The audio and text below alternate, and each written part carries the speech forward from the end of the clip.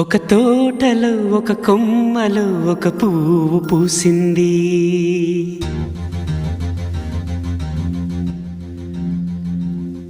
మహారాణిలా మహాలక్ష్మిలా ఆ పువ్వు నవ్వింది.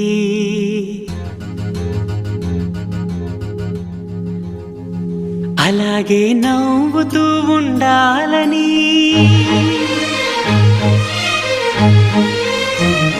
అలాగే నవ్వుతూ ఉండాలని నింగి నేల వాగు వంక చెట్టు చేమ గువగూడు ఆశీర్వదించాయి.